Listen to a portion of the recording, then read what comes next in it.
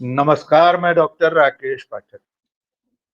Iran पर America और Israel के हमले को अब 23 दिन बीत रहे हैं। लड़ाई किसी अंजाम तक पहुंच नहीं पा रही। अमेरिका और इजरायल ने अपनी पूरी ताकत झोंक रखी है, लेकिन ईरान के हौसले और उसके हथियारों की दम पर अब तक ईरान इस लड़ाई में दमदारी से टिका हुआ है। अब लेकिन ये लड़ाई एक ऐसे खतरनाक मोड़ पर पहुंचती जा रही है जिसमें परमाणु खतरा भी शामिल हो गया है। अमेरिका के राष्ट्रपति डोनाल्ड ट्रंप ने ईरान को धमकी दी है कि अगर उसने खाड़ी देशों के पानी के संयंत्रों पर हमला किया तो वे किसी भी हद तक जा सकते हैं, और इस हद को एटमी हमले के रूप में देखा जा रहा है। इस पूरे हालात पर इस वक्त जो पश्चिम एशिया में चल रहा है, ये लड़ाई और आगे कितने दिन चलेगी? क्या सचमुच में इस तरह का कोई खतरा है कि अमेरिका द्वितीय विश्व युद्ध के बाद परमाणु बम का इस्तेमाल कर सकता है? ऐसे कई सवाल हैं जो दुनिया भर में पूछे जा रहे हैं। इन सवालों की पड़ताल करने के लिए हमने आज बातचीत की है मेजर जनरल डॉक्टर यश मौर्य जी से। डॉक्टर साहब, आपको बहुत बहुत स्वागत है। डॉक्टर यश मौर्य किसी भी परिचय के मोहताज नहीं है। पूरे देश और दुनिया में सैन्य मामलों में उन्हें एक गहन जानकार और विशेषज्ञ के रूप में जाना और पहचाना जाता है। लंबा तजुर्बा है उनका लड़ाई का, और अंतर्राष्ट्रीय स्तर पर यूएन मिशन तक में उन्होंने काम किया है। बांग्लादेश में भी तैनात रहे, और उनका जो डॉक्टरेट है वो न्यूक्लियर वॉरफेयर, न्यूक्लियर पावर पर है। डॉक्टर साहब, आपको बहुत बहुत स्वागत है। मेरा सीधा और पहला सवाल है, आज की तारीख में ये लड़ाई आपको किस मोड़ पर खड़ी दिखाई दे रही? सबसे पहले धन्यवाद राकेश जी, आपके चैनल पे आना और आपसे बातचीत करना मुझे खुद बहुत अच्छा लग रहा है कि जो है आप डिफेंस जर्नलिज्म कर चुके हैं, यूएन को कवर कर चुके हैं और जो है बड़ी अच्छी बातें कहते हैं। तो मुझे अच्छा लग रहा है आपके चैनल में अपने दर्शकों से जो है बात करेंगे, तो खुल के बात करेंगे और सही बात कहेंगे। तो पहली बात तो ये समझ लेना चाहिए कि ये this is a war of choice and not war of compulsion. ऐसी कोई जरूरत नहीं थी। 27 फरवरी को ओमान के विदेश मंत्री ने कहा बातचीत पॉजिटिव चल रही है, 28 को अटैक हो गया। तो कौन दुनिया में कहेगा कि अभी तक हम जैसे लोग ढूंढ रहे हैं कि रीजन क्या है इस लड़ाई का, है ना? कोई जरूरत नहीं थी। यूक्रेन रशिया की लड़ाई अभी तक चली रही है, और जगह गाजा बड़ी मुश्किल से पीस हुई है। तो इस टाइम पे ये कोई वक्त भी नहीं था और कोई इस लड़ाई का मुझे को औचित्य नजर नहीं आता है। अब आते हैं कि 23 दिन निकल गए हैं और आपने बताया इंट्रोडक्शन में जिस तरीके से ईरान ने जवाब दिया है, ये अनप्रेसिडेंटेड है। किसी को अंदाजा नहीं था, ना इजराइल को अंदाजा था, ना ट्रंप को अंदाजा था, ना जो ग्राउंड पे मिलिट्री कमांडर है। फाइनली लड़ाई मिलिट्री कमांडर्स लड़ रहे हैं दोनों तरफ से, किसी को कोई आइडिया नहीं था। तो इस चीज के लिए बहुत अनप्रेडिक्टेबल, अनकन्वेंशनल लड़ाई ईरान ने लड़ रहा है। तो ये मानना पड़ेगा, किसी ने सोचा नहीं था कि ये 4 हफ्ते लड़ाई चलेगी। अब जो है, जो एस्केलेटरी लैडर कहते हैं राकेश जी, जैसे हमारे पाकिस्तान के बीच में हुआ 3 दिन में ऑप सिंदूर में सीज फायर होगी, एक एस्केलेशन हुआ और उसके बाद दोनों देशों ने कहा कि कोई फायदा नहीं है। तो ये जो एस्केलेटरी लैडर है, जिस तरीके से लड़ाई बढ़ती जा रही है, ये अब बिना कंट्रोल के हो गया है ना। जैसे गैस, पहले एनर्जी रिसोर्सेज पे अटैक किया, ईरान ने जवाब दिया। उसके इंफ्रास्ट्रक्चर को रिपोर्ट अटैक किया, ईरान ने जवाब दिया। ईरान ने सॉफ्ट टारगेट्स चुने जो यूएस के अलाइज हैं या उसकी बेसेस हैं। उन्होंने बच्चियों को मारा स्कूल में, ईरान ने उसका भी जो है वो दिया। इजराइल ने बहुत जबरदस्त बमबारी करी इनके शहरों पे, स्कूलों पे, कॉलेजेस पे, इंफ्रास्ट्रक्चर पे। उन्होंने इजराइल के काफी शहरों में अच्छा खासा जवाब दिया है। अब आ गई है बात जो है डीसैलिनेशन प्लांट्स की, क्योंकि बहुत से देश 50 से 80% फ्रेश पानी जो है डीसैलिनेशन प्लांट से लेते हैं। और पावर इंफ्रास्ट्रक्चर, ईरान, बहुत से लोगों को पता नहीं है कि ईरान जो है सरप्लस पावर प्रोड्यूस करता है और पाकिस्तान, अफगानिस्तान, इराक को बिजली बेचता है। इराक तो पूरा डिपेंडेंट है ईरान की बिजली पे। तो ये समझना कि अगर ईरान के, अगर आप बिजली के पावर हाउसेस को बर्बाद कर दोगे तो ये मार सिर्फ ईरान पे तो पड़ेगी पड़ेगी, अफगानिस्तान, पाकिस्तान का कुछ हिस्सा और इराक पे भी पड़ेगी। और ईरान जवाब देगा, डीसैलिनेशन प्लांट्स को हिट करेगा, उनका पावर स्ट्रक्चर है दूसरे देशों को। तो ये अब रीजनल वॉर के तौर पे जो है एक ईगो की लड़ाई बन गई है और डिस्ट्रक्शन की लड़ाई बन गई है। इसमें मुझे कोई एंड गेम नजर नहीं आ रहा, पहले तो एंड का होगी, और कोई स्टेट्स में नजर नहीं आ रहा राकेश जी, कोई एक शख्स, कोई एक राष्ट्रपति, कोई गवर्नमेंट, कोई समूह खड़ा होके कहे भाई रोक दो ये कोई दिमाग नहीं कह खराब रहा वाली लड़ाई, कोई नजर नहीं आ रहा है। सर। देखिए, हमारे दर्शकों के लिए थोड़ा सा आम भाषा में बता दें, जो जनरल साहब ने बताया, डिसैलिनेशन जो प्लांट्स हैं, खाड़ी के जितने देश हैं वहां पीने का पानी नहीं है। भले ही उनके पास अकूत तेल हो, तो समंदर के पानी को, खारे पानी को शुद्ध करके पीने लायक बनाया जाता है। जल शोधन संयंत्र है, जिनको सर ने कहा कि डिसैलिनेशन,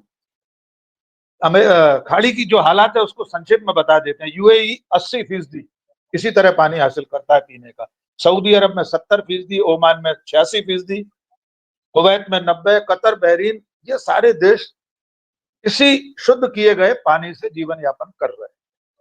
डोनाल्ड ट्रंप ने सर जो ट्वीट किया है इस मुद्दे पर, अगर ईरान ने इन जल शोधन संयंत्रों पर हमला किया, do not do it, do not do it, कई बार लिखा अपने ट्वीट में, फिर कहा है कि अगर ऐसा किया तो अमेरिका ऐसा जवाब देगा, ऐसे वीपन का इस्तेमाल करेगा कि कोई सोच नहीं सकता। फिर कह रहे हैं मैं दुआ करता हूं ऐसा न करना। क्या इसे परमाणु बम की धमकी मान लेना चाहिए?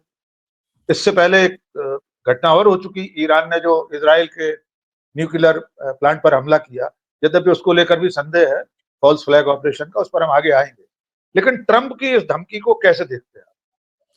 एक्चुअली अब इशू क्या राकेश जी, ये यूएस के राष्ट्रपति को सीरियसली ले कौन रहा है?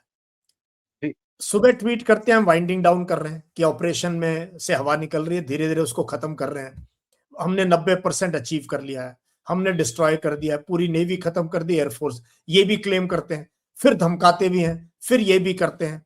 तो कहीं ना कहीं ये एक अब साइकोलॉजिकल वॉरफेयर के स्टेज पे पहुंच गया।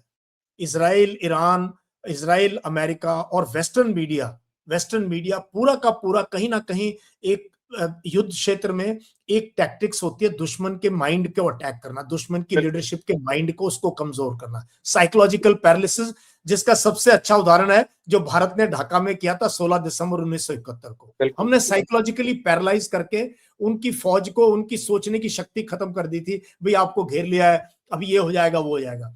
तो ये एक psychological, field marshal Manek Shaw का रेडियो से कोई एक भाषण भी प्रसारित हो गया था, वो भी उस साइकोलॉजिकल वारफेयर का हिस्सा था। हाँ बिल्कुल, और पर्चे भी डाले गए, उनकी में कि भी आप सरेंडर कर दो, ये वो, तो ये एक साइकोलॉजिकल वॉरफेयर लगता है। और क्योंकि आपने भी न्यूक्लियर को पढ़ा हुआ है, मैंने न्यूक्लियर स्ट्रेटजी और डॉक्ट्रिन्स को भारत की नहीं, पाकिस्तान, चाइना, फ्रांस, यूएसए, सबको अपने तरीके से एक विद्यार्थी के तौर पे एनालाइज किया है।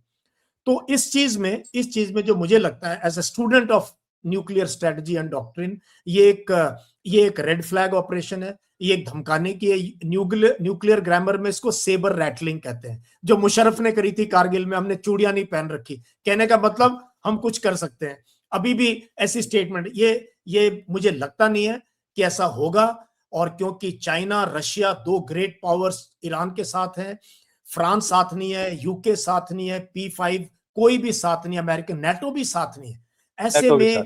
ऐसे में ऐसा करना जो है एक बहुत कैटास्ट्रॉफी होगा, और अमेरिका का जो हम स्ट्रेटेजिक डिफीट नहीं, ये बहुत अलग लेवल पे दुनिया इसको देखेगी। तो मुझे नहीं लगता है कि हमें इस चीज को बढ़ावा देना चाहिए, और कोई रीजन भी नहीं है किस लिए, किस बात का न्यूक्लियर, कहां करेगा, क्या अचीव करेगा, कुछ नहीं अचीव करेगा। सो मुझे नहीं लगता कि ये कन्वेंशनल चलेगी, लेकिन विध्वंस तरीके से, इंफ्रास्ट्रक्चर, फिर स्कूल, फिर हॉस्पिटल, फिर रोड। अब रोड्स को हिट कर रहे हैं, लेबनान के अंदर ब्रिजेस को ब्लो अप किया जा रहा है। देखो कितना वक्त लगता है एक नदी पे पुल बनाने में, उसको उड़ाया, उन पुलों को उड़ाया जा रहा है कि भाई फिर हम ग्राउंड ऑफेंसिव लॉन्च करें। तो ये जो इंफ्रास्ट्रक्चर की बर्बादी होगी, नेटवर्क की, और ये सब उस पे जाएगा। बट मुझे नहीं लगता अगर ऐसा है तो भारत को इमीडिएटली पोजीशन लेनी चाहिए as chairman of the BRICS. And BRICS अगर साथ बोले, राकेश जी, मैं बार बार हर चैनल पे बताता हूँ, 40% दुनिया की पॉपुलेशन ब्रिक्स में, अगर रशिया, चाइना, इंडिया, ब्राजील अगर मिलके बोले यूएस, इजराइल को कि बंद कर दो, तो काफी प्रेशर पॉइंट बन सकता है इस मौके पे। तो मुझे नहीं लगता कि ये न्यूक्लियर वॉर की तरफ कहीं पर भी, at least now I will not accept this. लेकिन डोनाल्ड ट्रंप जिस तरह के सिरफिरे हैं, इस बात को एकदम तो नहीं खारिज किया जा सकता कि वे इस सीमा तक नहीं जाएंगे, लेकिन आपकी चिंता वाजिब है कि ऐसा नहीं करना चाहिए, नहीं होना चाहिए। भारत की भूमिका पर हम सर बाद में आएंगे। जनरल साहब, दो बातें इसमें बड़ी महत्वपूर्ण है। एक तो ये कि ईरान की ताकत के बारे में आपने अभी कल परसों बड़े विस्तार से कुछ बताया। हम भी चाहेंगे कि हमारे दर्शक भी लाभान्वित हों कि ईरान इस लड़ाई को इतनी ताकत से लड़ पा रहा है, इसके पीछे दो वजह हो सकती हैं जो हम लोगों को साधारण विद्यार्थियों के नाते लगता है। एक तो सैनिक ताकत, दूसरे देश का मनोबल, वहां के नागरिकों की ताकत। इसको थोड़ा सा विस्तार से, जो आपने पहले बताया उसको अभी हम चाह रहे हैं विस्तार से आप बता दें। दूसरा सवाल इसी में आगे हम जोड़ेंगे कि क्या डोनाल्ड ट्रंप जमीन पर उतरने की सोच रहे हैं? बार बार वे कहते हैं कि हम अपने ट्रुप्स उतार सकते हैं। अगर ईरान की धरती पर अमेरिका के फौजी उतरे, कहीं से भी पहुंचे, अगर जल मार्ग से पहुंचे तो खर्ग वगैरह की तरफ से पहुंच सकते हैं, पैराट्रूपर्स को भी उतार सकते हैं, तो ये लड़ाई कितनी लंबी चलेगी? क्या वो वियतनाम या अफगानिस्तान का इतिहास दोहराया जाएगा?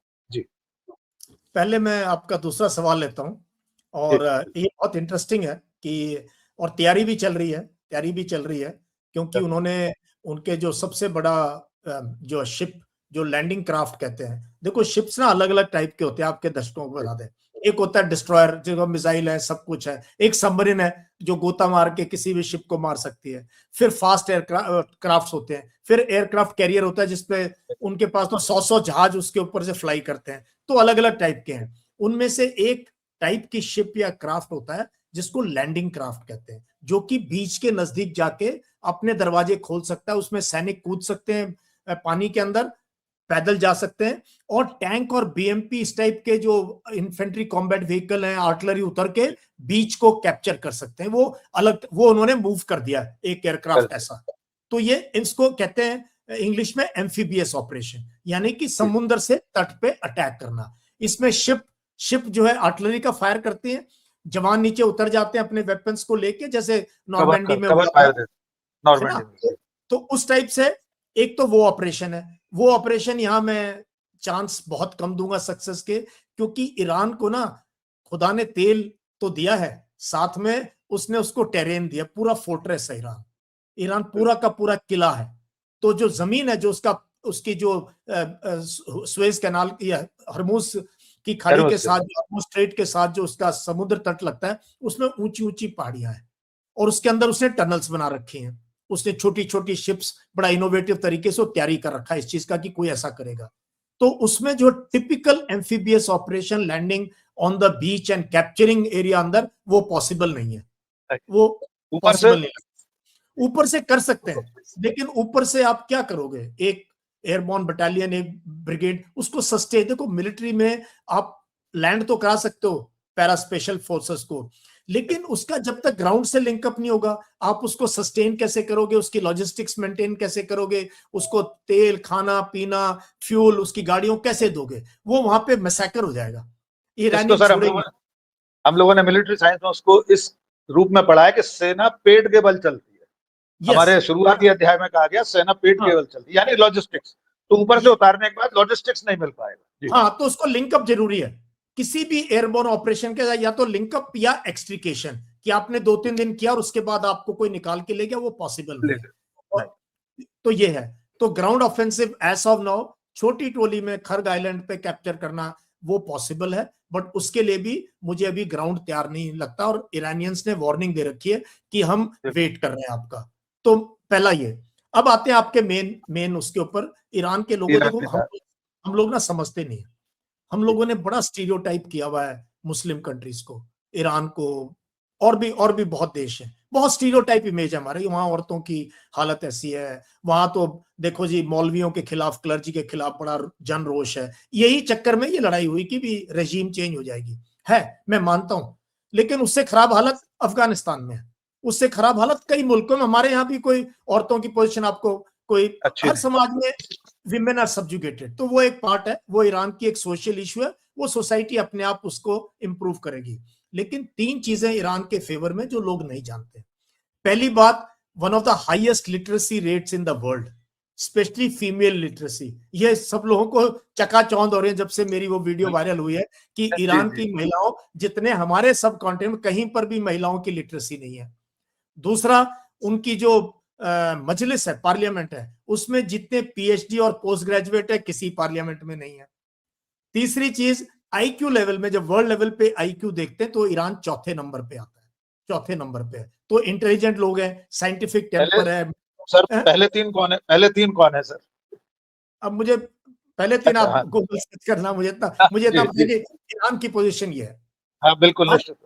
अब एक और बड़ा इंपॉर्टेंट फैक्टर है ईरान के लोगों में, एक तो वो शहादत का है जो करबला में 680 ईस्वी में हुआ था, जिससे शिया इस्लाम, और जिस तरीके से 28 तारीख को सबसे बड़ी गलती इस लड़ाई में ये हुई कि अयतोल्ला खमैनी को नहीं मारना था। वो बुजुर्ग एक बैलेंस करने का काम कर रहे थे। उन्होंने फतवा जारी किया हुआ था कि ना तो न्यूक्लियर बॉम्ब बनाना है, ना केमिकल, ना बायोलॉजिकल करना है, ना 2000 किलोमीटर से रेंज की बैलिस्टिक मिसाइल। तो वो आपने उनको मार दिया और वो शहीद हो गए। तो शहादत, अब जितने लोग मर रहे हैं वो शहीद होने का, शिया इस्लाम में भी ये वर्ड शहीद जो है इस्लाम से ही आता है। तो ये शहादत का वो अमेरिका और इजराइल को समझना चाहिए, कल्चरल का इशू है, कल्चर का इशू है, ये ट्रेडिशन का इशू है जो ईरान में। लास्ट इंपॉर्टेंट चीज जो लोग नहीं जानते हैं, ईरान के महिलाएं और जो पुरुष हैं दोनों स्पोर्टिंग नेशन है। पिछले ओलंपिक्स में उनकी 21वीं पोजीशन थी, 3 गोल्ड मेडल थे। हमारी 71वीं पोजीशन थी, 0 गोल्ड मेडल था, क्योंकि नीरज चोपड़ा को नहीं मिला मेडल। तो हमारी 71st पोजीशन थी। तो ईरान कुश्ती में, बॉक्सिंग में और कई स्पोर्ट्स के अंदर ईरान के पहलवान दुनिया भर में फेमस है। कबड्डी में तो एशियन गेम्स में अब हमारे लिए भी मुश्किल कर दी उन्होंने, पिछले एशियन गेम्स में हमें हरा दिया। और जो कबड्डी लीग होती है इंडिया में, आप देखना उसमें दो तीन लड़के ईरान के जिस टीम में होते हैं, वो टीम जनरली चैंपियनशिप लेती है। तो ईरान में स्पोर्ट्स का कल्चर है, साइंस का कल्चर है, पढ़ाई का कल्चर है, जो कि अब लोगों को जिनके स्टीरियोटाइप इमेज, उनको तकलीफ हो रही है बात सुन के, बट ये फैक्ट है। पश्चिम के मीडिया ने बना दिया है सर उस तरह का। हाँ, और हमारा मीडिया भी उसी को कॉपी करता हमारा है। मीडिया, हम भी वही बातें करते हैं, वही बातें, वही हमारी, हम उसी चीज को आगे कॉपी पेस्ट करते चलते हैं। तो ईरान में बहुत सेल्फ कॉन्फिडेंस है, और एक अपने देश की, और सारी कम्युनिटीज, लोग सोचे कुर्द अलग हो जाएंगे, इंसर्जेंसी हो जाएगी, वो कुछ हो नहीं रहा। कुछ हो, जो फेंस सीटर्स भी थे ना राकेश, जो इस रिजीम के खिलाफ थे, क्लर्जी के, वो भी अभी जो है आम जनता के साथ में। ईरान के कुर्द भी तो उन्होंने भी कह दिया हम नहीं इस लड़ाई में शामिल। नहीं, कोई नहीं। देखो, जब अपने कौम पे बात आती है, जब हम शब्द यूज करते हैं, कई बार एथनिसिटी पे बात आती है ना, मैं कई बार कहता हूँ एथनिसिटी बहुत बड़ा इशू है, स्पेशली इस पूरे के पूरे, क्योंकि जिस प्रकार से कॉलोनियल पावर्स ने इस एरिया को रूल किया, वो उसी दिमाग से सोच रहे हैं, लेकिन एक्चुअली सिचुएशन ग्राउंड पे थोड़ी सी डिफरेंट है। सर इस लड़ाई में एक नई चीज अभी शामिल हुई है, हम और आप, हमारी आपकी भाषा में, मिलिट्री साइंस की भाषा में, फॉल्स फ्लैग ऑपरेशन। जो इजराइल के न्यूक्लियर प्लांट पर हमले की बात आई, अब कल से ये खबर चल रही है कि वो फॉल्स फ्लैग ऑपरेशन था, ईरान ने नहीं किया था। क्या लगता है आपको? अमेरिका भी खुद कह चुका है, ईरान भी कह चुका है। पहले अमेरिका ने कह दिया कि ईरान 9/11 जैसा कोई हमला कर सकता है। ईरान ने कह दिया अमेरिका हमारे यहाँ कुछ भी कर सकता है, आसपास खाड़ी के मित्र देशों में खुद ही हमला करा दे, हमारे ऊपर तोहमत मत मढ़ दे। क्या लगता है आपको इस लड़ाई में अब आगे चलकर ये फॉल्स फ्लैग ऑपरेशन बढ़ने वाले हैं, और इसकी तस्दीक कैसे होगी? कौन तय करेगा कि सचमुच में, जैसे F-35 गिरा, उन्होंने कह दिया हमारे तो फ्रेंडली फाइट में गिर गया, ईरान ने नहीं गिराया। क्या ये भी हो सकता है कि जंगी जहाजों के पायलट खुद ही इजेक्ट करके इस लड़ाई से बचने के लिए, ऐसा भी कई बार सैन्य विशेषज्ञ मानते हैं, ऐसा भी होता है कि किसी लड़ाई में अगर शामिल नहीं होता है तो या तो फॉल्स फ्लैग कर दो या खुद ही अपना नुकसान। जी राकेश जी, फौज में पहली चीज जो हमें सिखाई गई, जो हम यंग लेफ्टिनेंट्स थे और लाइन ऑफ कंट्रोल पे थे और कोर्सेज, फौजी कोर्सेज करते थे, तो उन्होंने कहा लड़ाई में the first casualty is truth. पहली चीज है सच। तो क्या निकलता है मीडिया में, क्या आएगा, कुछ पता नहीं है। Iran is also playing a good game, कि इंस्पाइट की सब रेजीम खत्म हो गई, उनका ट्विटर हैंडल प्रेसिडेंट का, फॉरेन मिनिस्टर का, आईआरजीसी का, जो उनके सपोर्टर्स लोग हैं काफी एक्टिव हैं ट्विटर पे, सोशल मीडिया पे, और वो अपनी एक स्टोरी दे रहे हैं। ऐसे ही वेस्ट का पूरा जो है कैंपेन है। डिएगो गार्सिया का जो है पूरा का पूरा फॉल्स फ्लैग निकला, ईरान के पास मिसाइल ही नहीं है, और बाद में कहा जी एक इंटरसेप्ट होगी, एक पहुंची नहीं, इसका ईरान ने। तो ईरान अभी तक मानता है, जो करता है मान रहा है। जो किया है उसने एक्सेप्ट करता है, जी हाँ हमने कौन कौन से टारगेट हिट किए हैं। But yes, anything is possible, anything is possible. लेकिन जो है अब ये भी रियलाइज हो गया ना, देखो यूएस के अंदर पब्लिक सेंटिमेंट लड़ाई के साथ नहीं है, यूरोप में पब्लिक सेंटिमेंट लड़ाई के साथ है, इजराइल में मैं आपको गारंटी से कह सकता हूं कि इजराइल के लोग भी नहीं चाहते लड़ाई, जहां जिसका कि वो प्लस खाड़ी के देश तो बिल्कुल भी नहीं चाहेंगे कि लड़ाई चले। तो कई बार क्या होता है, लीडर्स के ऊपर पब्लिक सेंटिमेंट, उसका फीडबैक का भी असर पड़ता है। तो चलेगा, ये इंफॉर्मेशन वॉरफेयर कहते हैं इसको, psychological warfare, information warfare, attack के एनिमी कमांडर्स माइंड, तो ये चलता रहेगा। तो बहुत मुश्किल है जानना पहचानना कि भाई इसमें सही क्या है और झूठ क्या है। बट यस, डेंजरस फेज में है ये लड़ाई, इसमें कोई डाउट नहीं। अगले 1-2 दिन के अंदर अगर किसी प्रकार से ओमान कर सकता है जो करता था बातचीत, बट ओमान खुद बहुत निराश है इस लड़ाई से कि उसके यहाँ बातचीत चल रही थी और उससे पूछे बिना। खाड़ी के देश बहुत नाराज हैं, हमसे पूछा ही नहीं, वो बताया ही नहीं हमें कि लड़ाई हो गई है। नाटो के देश नाराज हैं। तो कहीं ना कहीं ये यूनिलैटरल एक्शन लेना यूएस एडमिनिस्ट्रेशन को लॉन्ग टर्म में महंगा पड़ सकता है अपने अपने एलाइज के लिए, कि कौन कल को भरोसा करेगा। So strategically I think somewhere us में have to take a step back, और देखो इस द्वारा मंजर को आपने क्या अचीव किया, और आगे रेजिम चेंज नहीं हो रही है, मतलब ही नहीं है, नॉट एज ऑफ नाउ, तो कुछ लग नहीं रहा है। और लोग सरकार के साथ खड़े हैं, जो सोच रहे थे कि लोग सड़कों पे आ जाएंगे, लोग सड़कों पे आ रहे हैं मातम मनाने के लिए, लेकिन सरकार के साथ, बिल्कुल सरकार के साथ रिजिम चेंज की बात हो रही थी सर। डोनाल्ड ट्रंप का पहला टारगेट तो यही था कि किसी भी तरीके से वहां निजाम बदल दिया जाए, उसमें नाकाम रहे। अभी आपने बहुत जरूरी एक बात कही कि अली खमेनी को नहीं मारना था। अब जो नई लीडरशिप वहां आ रही है, जो टॉप लीडरशिप है, वो थोड़ी ज्यादा रेडिकल है। आपको क्या लगता है कि आने वाले दिनों में वो जो 2 बातें थी, नंबर 1 अली खमेनी का वो फतवा कि हम वेपन ऑफ मास डिस्ट्रक्शन नहीं बनाएंगे, परमाणु हथियार नहीं बनाएंगे, केमिकल वेपन्स नहीं बनाएंगे। नंबर 2 2000 किलोमीटर से ज्यादा मार वाली मिसाइलें नहीं। क्या नई लीडरशिप उन दोनों फतवों से खुद को मुक्त कर सकती है? क्या यह खतरा है कि आईसीबीएम 2000 से ज्यादा किलोमीटर की बना ले? देखो अब क्या है ना, ये सबसे बड़ी क्या गलती हुई, आपने एक 86 साल के खमैनी को मार के एक 56 साल का खमैनी दे दिया ईरान को। हाँ। तो यंग लोग रिस्क टेकर होते हैं, हम भी यंग थे तो ज्यादा रिस्क लेते थे आज के मुकाबले में, बोल्ड होते हैं, ऑडेशियस होते हैं। बुजुर्ग लोग फिर भी उन्होंने दुनिया देखी होती है, तो उनका नजरिया अलग होता है। तो ईरान में टॉप लीडरशिप पूरी खत्म कर दी है। जो लोग बात कर सकते थे, जो संजीदगी समझते थे, वो कोई है ही नहीं बचा अभी। सो यंग लीडरशिप, वेदर देल be more radical, I don't know. Radical word भी आजकल ना थोड़ा सा उससे लेना पड़ता है, रेडिकल किसकी नजरों से रेडिकल, कौन किसकी नजर में, किसकी नजर में रेडिकल है। बट ये जरूर है कि अब लड़ाई ईगो की है, और देश के सेल्फ एस्टीम की है, देश के कॉन्फिडेंस की है, और ईरान के सिविलाइजेशन की है। और शिया वर्ल्ड कैसे देखेगा अगर ईरान कोलैप्स कर गया, तो बाकी जो ईरान ने जो सिस्टम बनाया हुआ है, एक अच्छा बुरा पूरी दुनिया में जो लोग जानते हैं, उसका क्या होगा। सो इसलिए मुझे नहीं लगता कि, बट हाँ, इस लड़ाई के बाद एक नया वर्ल्ड ऑर्डर आएगा। उस नए वर्ल्ड ऑर्डर में चाइना, रशिया, ईरान एक ताकत बन के उभर के आएंगे, अगर ये डिस्ट्रक्शन यहीं रुक जाता है तो। और फिर आईसीबीएम बनाना या न्यूक्लियर वेपन बनाना एक नेचुरल फॉल आउट होगा इस पूरे के पूरे लड़ाई का, जो मुझे लगता है ऐसा हो सकता है, unless the terms they agree on. और क्या म्यूचुअल ट्रस्ट बिल्ड कर सकते हैं, फेथ बिल्ड कर सकते हैं? बहुत मुश्किल है इस माहौल में कि कल को कोई बिलीव करेगा। पीस नेगोशिएशन अगर होते भी हैं इन लोगों पर जिन्होंने अटैक किया, कौन बिलीव करेगा कि ये अब सुधर जाएंगे? ऐसा होगा नहीं। सो आने वाले दिनों में we will wait and watch. हम रियली गारंटी से कोई कह नहीं सकता है क्या होगा। हम आखिरी सवालों की तरफ चल रहे हैं सर। आपने न्यू वर्ल्ड ऑर्डर की बात कही, हम कहाँ होंगे सर विश्व गुरु? आपने 4-5 देशों के नाम लिए पर भारत का नाम नहीं लिया।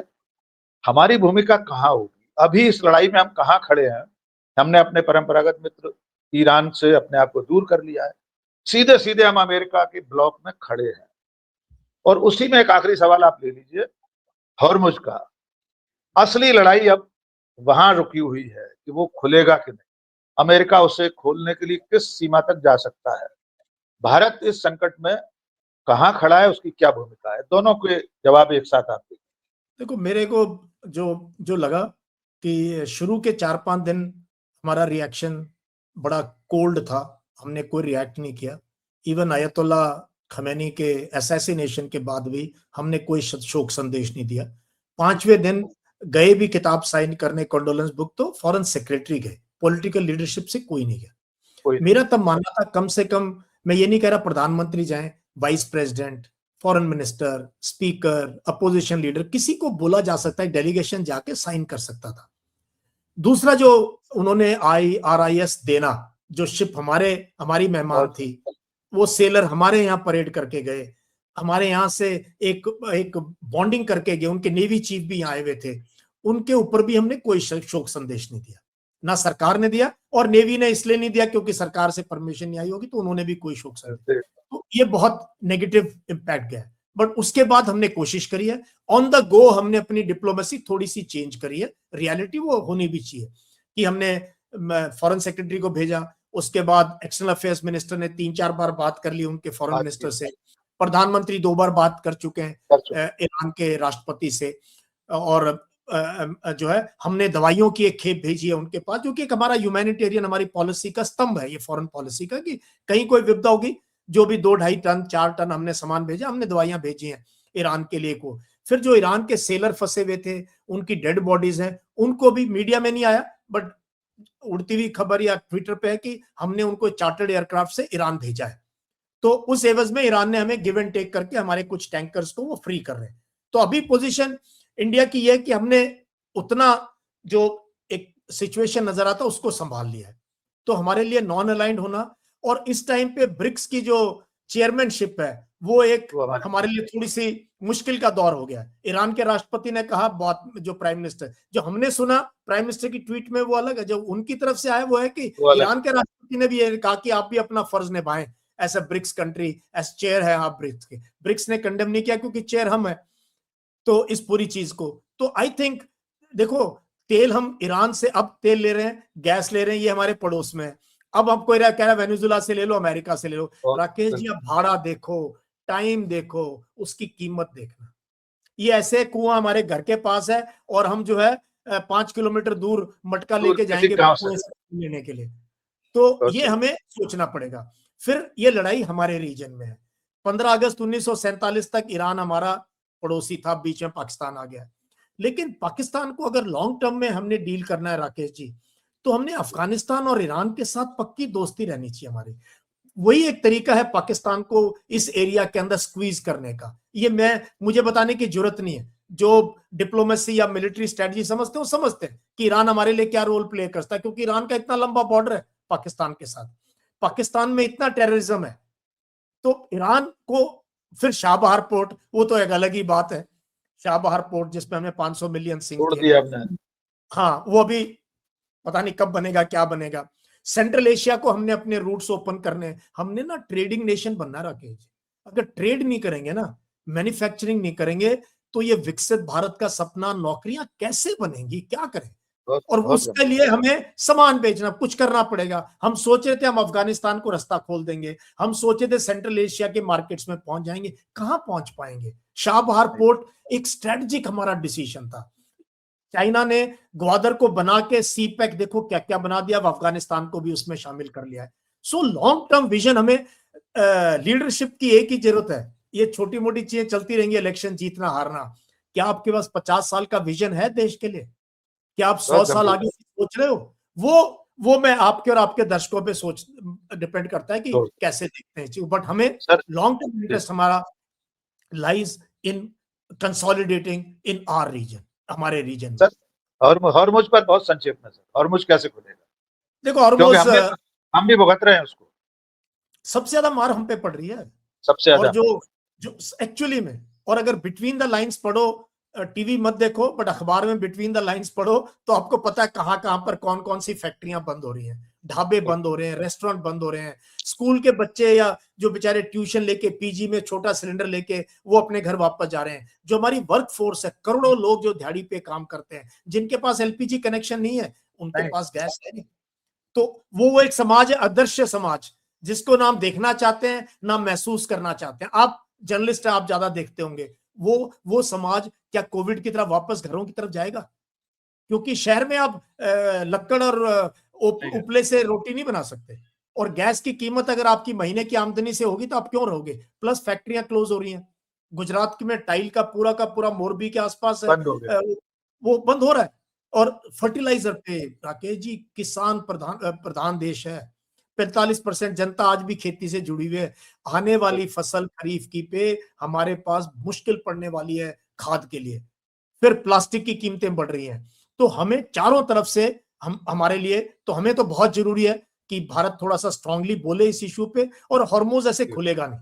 हॉर्मोज का खुलना ये बड़ा पेचीदा मामला है। इसमें इंश्योरेंस कंपनीज इन्वॉल्व है, इसमें रिस्क टेकिंग इन्वॉल्व है। आज भी अगर खोल देते हैं ना और एग्रीमेंट हो जाती है राकेश जी, मेरे हिसाब से 6 हफ्ते लगेंगे फ्री मूवमेंट होने के लिए। 6 हफ्ते बिल्कुल लगेंगे। बिल्कुल। तो ये सर बहुत कॉम्प्लिकेटेड है। सर भारत की बात चल रही है, एक आखिरी सवाल, और वो पूरा शुद्ध रूप से फौजी सवाल। हाँ, क्या क्या अमेरिका भारत की जमीन का इस्तेमाल भी कर सकता है इस लड़ाई में? अभी हमारे पड़ोस में श्रीलंका में उसने जहाज उतारने की इजाजत मांगी थी, नहीं दी श्रीलंका ने। और अगर अमेरिका ने इजाजत मांगी तो क्या हमारी जमीन किसी भी तरीके से जल थल नभ इस्तेमाल होगी इस लड़ाई में अमेरिका के लिए? बिल्कुल नहीं होनी चाहिए।